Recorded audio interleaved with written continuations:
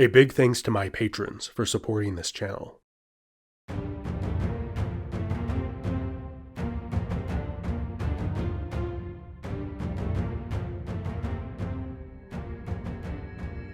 Long before Rome had dominated the entire Mediterranean world, the Carthaginians had been the leading power in the Western Mediterranean for many centuries. The wars fought between these ancient superpowers determined the course of Western history and are known as the Punic Wars. During the climax of their conflict, the Carthaginian general Hannibal Barca and the Roman Scipio Africanus battled for supremacy. These two strategic geniuses are both legendary historical commanders you can get to lead your army in this video's sponsor, Rise of Kingdoms. In Rise of Kingdoms, you could use these two excellent generals to take advantage of the diverse terrain environment, which adds a realistic strategic dimension necessary for winning battles. Use your own strategy to lead Hannibal or Scipio to victory. What strategy would you use to defeat Hannibal in the mountains? Will you create your own Cannae or Zama? You can play as one of 11 kingdoms, like Rome, Byzantium, or the Ottoman Empire, each with its own unique unit, like the Roman legionary, samurai, and the Teutonic Knights, while progressing through different historical periods, like the Bronze Age and the feudal epochs. You can build your kingdom, wage war, and form alliances with other players from around the world, and grow into a powerful empire. Over 30 million players have downloaded the game, and it has received great reviews. Sponsors like this help me keep improving the channel, allowing me to dedicate more time to make videos like this, while keeping the bills paid.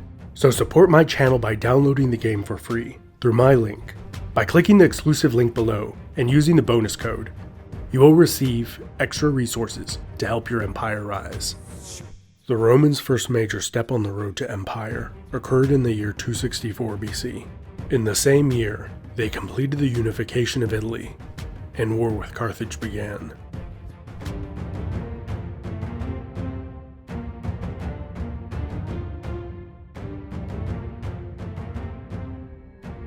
During the First Punic War, which lasted 23 years, Carthage enjoyed an advantage at sea, as it maintained what was perhaps the largest and best quality navy in the world at the time, while the Romans had far greater native manpower. Their numbers, combined with the strict discipline and training standards they maintained, gave the Romans an advantage on land. The Carthaginians were descendants of the Phoenicians, who had long been considered the best sailors in the world.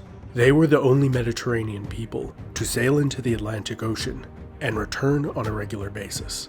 In contrast, the Romans had never been a seafaring people, but they were undaunted from the challenge of becoming one. The Romans had a stroke of luck when they captured a shipwreck of a Carthaginian warship. It was disassembled into its individual components, and then mass-produced IKEA style.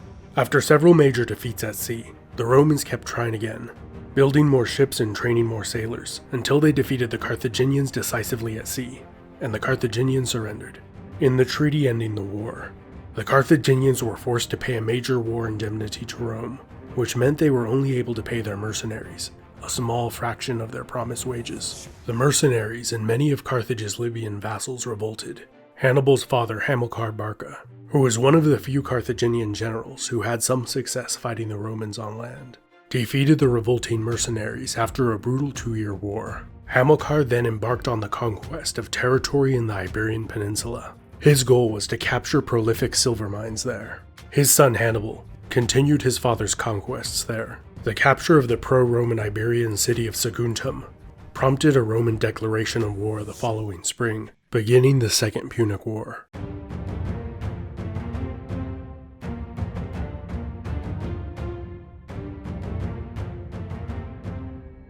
Most troops serving in the Carthaginian army were mercenaries or allies from client states. However, there was a nucleus of infantry, cavalry, and officers from the Carthaginian heartland. These formed the backbone of the army, which provided a degree of structure to build around. Most officers were full Carthaginian citizens from the capital city. Additionally, there were high-quality units of Carthaginian cavalry and heavy infantry, which were typically only deployed to protect Carthage. During the First Punic War, an army predominantly comprised of Carthaginian citizens was trained and drilled by a Spartan mercenary commander. They proved their worth when they decisively defeated a Roman invasion of North Africa at the Battle of Tunis. The Carthaginians wore arms and armor heavily influenced by the Greeks. They also fought in a dense phalanx formation, also developed by the Greeks. However, there is intense scholarly debate whether this would have resembled the classical Greek, Theban, or Macedonian phalanx, which the answer may be different for different periods of Carthaginian history, and it largely depends on the length of the spear that they used. The Macedonian phalanx, which was used ubiquitously by the contemporary Hellenistic empires in the east, required the much longer two-handed pike and a smaller shield to deploy. Carthage had the wealth and material resources to equip and train such a formation, but it may have lacked or was reluctant to use its native manpower to field a Macedonian-style phalanx. The unwieldy formation required many thousands more men to field effectively, compared to troops armed with larger shields and shorter spears, which were much more maneuverable.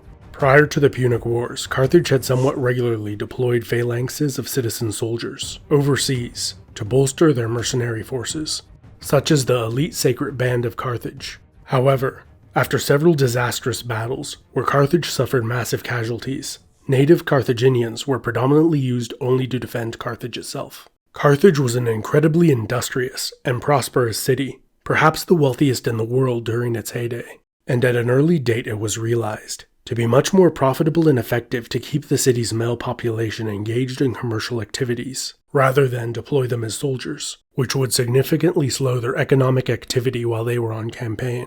Over time, the vast majority of the heavy infantry manpower required for the phalanx was supplied by the North African population surrounding Carthage. This included the native people of the region, who the Greeks called Libyans, and those from the many other Phoenician colonies along the North African coast. These two groups frequently intermarried, and their many descendants have been commonly called the Libo-Phoenicians. The predominantly Libo-Phoenician towns and cities to the south of Carthage enjoyed near the same rights and privileges as the Carthaginians, with a few major exceptions. Their cities could not have walls, they had to pay taxes, they could not take part in the political process of Carthage, and they could be conscripted into the army. However, they were relatively well paid, and service in the army likely allowed them significant economic and social opportunities.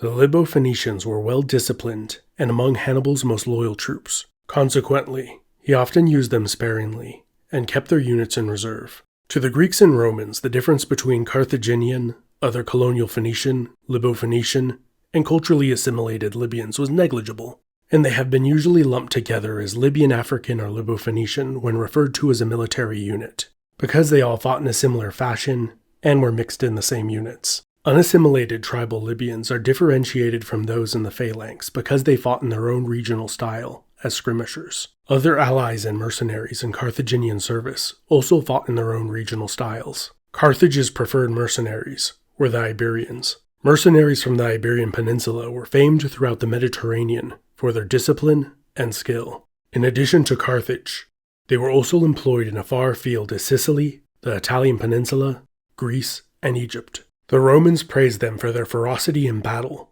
toughness, and ability to hold the line. High praise coming from the Romans. Perhaps greater praise yet is that the Romans adopted the use of a short-thrusting sword, which they would later make famous. After first encountering the weapon while fighting the Spaniards, the gladius hispaniensis, the Romans also adopted the pujo, a small wide dagger from the Iberians, which they used for many centuries.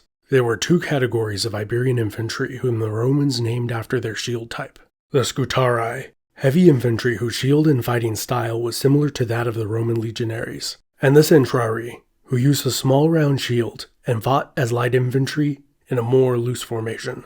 An all-metal javelin with a remarkable punching power was another weapon typical of the Iberians. The mercenary way of life was a prominent aspect of ancient Iberian culture. Rather than individually seeking employment, it was customary for a larger familial band of close friends and family to travel to coastal cities to negotiate their services as a group. When there was no good war going on in the Mediterranean, Iberian cities also employed other Iberians as mercenaries to fight other Iberians. By the time of the Second Punic War, Carthage had been employing large numbers of Iberian mercenaries for more than 250 years. Hannibal spent the greater part of his early life in the Iberian Peninsula. His father employed many of them on his conquests there. He grew up around Iberian soldiers, and he married a woman from the Iberian Peninsula. At the Pyrenees Mountains, he released 11,000 Iberian troops who showed reluctance to leave their homeland. Because only the willing joined him on his expedition, and his significant personal ties to them, the Iberians proved to be a vital part of Hannibal's success. After suffering heavy casualties on the way to Italy, almost half of the surviving army was comprised of Iberian mercenaries upon arrival. Hannibal replenished the ranks of his army with mercenaries from Gaul. They fought in loose order, and were noted for the ferocity of their charge. The Gauls were not as dependable as other troops for their staying power, but they were very effective if used as shock infantry at the right moment. The Gauls were skilled metalworkers who invented chainmail, which the Romans and others later adopted and made improvements to. Chainmail became standard for many armies, and was used for more than 1,000 years in many parts of the world. Hannibal also employed thousands of formidable Gallic cavalry, in addition to some Carthaginian and Spanish cavalry. However, the most famous of his cavalry were the Numidians, from what is today Morocco and Algeria. They rode small, agile ponies into battle, with no saddle. They excelled at hit-and-run tactics, scouting, and disrupting enemy supply lines. On their nimble, swift little ponies, they could devastate an enemy with a shower of javelins, while usually escaping unharmed. The Carthaginians also used archers in limited numbers as support troops, like mercenary archers from the island of Crete. However, the most effective missile troops in their army were undoubtedly the Balearic slingers. They were greatly feared for the incredible speed and accuracy they could hit their target with a sling bolt. The Balearic slingers were considered superior to any of the contemporary archers of their day, and wreaked havoc on opposing Roman skirmishers and formations of infantry, giving the Carthaginians an important advantage. Balearic slingers were considered to be somewhat of semi-civilized wild men, who spent their salary as soon as they received it. It was said as children they were not allowed to eat, unless they could strike their meal with a slingshot before eating it. Greek mercenaries were used throughout Carthaginian history, but to a lesser extent during the Second Punic War. One notable example being 4,000 Macedonians who fought against the Romans at the Battle of Zama. Throughout his many years in Italy, many newly conquered Italian troops who wanted to rid themselves of Roman rule joined Hannibal's cause. And by the time he returned to Africa, the majority of his troops in his army were Italians. And at the Battle of Zama, the Italian troops held firm, while the majority of the Carthaginian army broke. The war elephant is the most famous unit associated with Carthage, stirring romanticized images of Hannibal and his elephants crossing the snow-covered Alps. Most, if not all of these, were the now extinct North African species of elephant, which is estimated to have been approximately 8.5 feet tall at the shoulder, making it smaller than the elephants used by Alexander's successors in the East, which were capable of carrying a tower with a crew of 3 and a mahout. The Carthaginians' elephant may have been able to carry a smaller one-man tower, but many doubt that was even possible, given their smaller stature. I like to think that the larger of the North African elephants would have been able to carry a tower into battle, mainly because I think it looks cooler. Most of Hannibal's elephants died while crossing the Alps. Although his supply was later replenished during the Italian campaign, they were used sparingly, primarily to protect the flanks from enemy cavalry, as horses were frightened by the strange sight and smell of elephants. They were also used against Rome's Italian allies, who were unfamiliar with them and could be used as shock and awe. At the Battle of Zama, where Hannibal was finally decisively defeated after many years of success, the use of 80 war elephants proved disastrous for the Carthaginians. The elephants had been hastily gathered and trained, and were unaccustomed to battle. Scipio trained his disciplined army to open up gaps in their ranks, where the elephants were funneled through, while several of the poorly trained elephants about-faced and rampaged through their own army's ranks. The Battle of Zama effectively won the war for the Romans. The North African elephant met a tragic end. Over the next 3 centuries, thousands were imported to Rome to fight in the Colosseum and other arenas. Many likely died during reenactments of Hannibal's battles, to the cheer of crowds, which is believed to be the major reason for the species' extinction.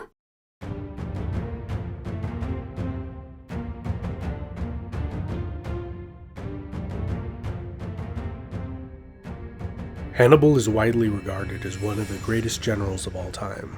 Not only was he a strategic, tactical, and logistical genius, best known for his calculated risk of crossing hostile territory, including the Alps Mountains, to invade Italy. Hannibal managed to campaign in enemy territory for 15 years, defeating much larger and well-supplied Roman armies. all while leading an army comprised of many different nationalities, speaking different languages, and fighting in different styles. In addition to his personal charisma and innate ability, Hannibal's father Hamilcar imparted vital knowledge to his son.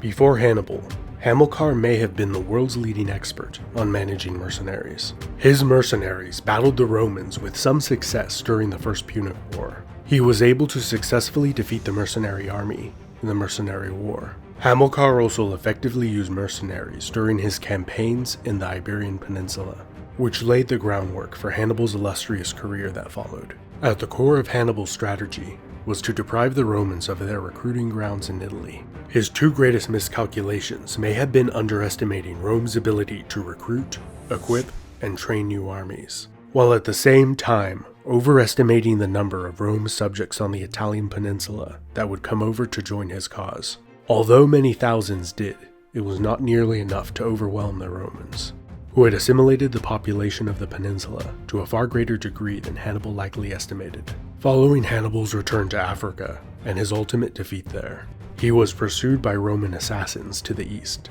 where he eventually took his own life to deprive the Romans of the pleasure of doing so. Despite his defeat and tragic end, Hannibal has been immortalized as the man who nearly destroyed Rome before its rise to empire. In Rise of Kingdoms, Hannibal has unique skills that mirror the real-life character, meaning that he excels at leading mixed unit types on daring expeditions into enemy territory. Try your hand at using Hannibal, or one of the many other historical commanders available in Rise of Kingdoms, to execute daring strategies of your own. The latest update brings loads of interesting content. Register your alliance in the Ark of Osiris, an exciting new Egyptian-themed battleground. By clicking the exclusive link below and using the code, you will receive some extra bonuses to help your kingdoms rise to power. Fun fact, this is the symbol of the Carthaginian goddess Tanit, which was one of the 3 most popular Carthaginian gods. This is also Tanit, identified by the little horns on her head. Leave a like and a comment. What do you think Hannibal's biggest mistake was? This has been Epimetheus. Thanks so much for watching.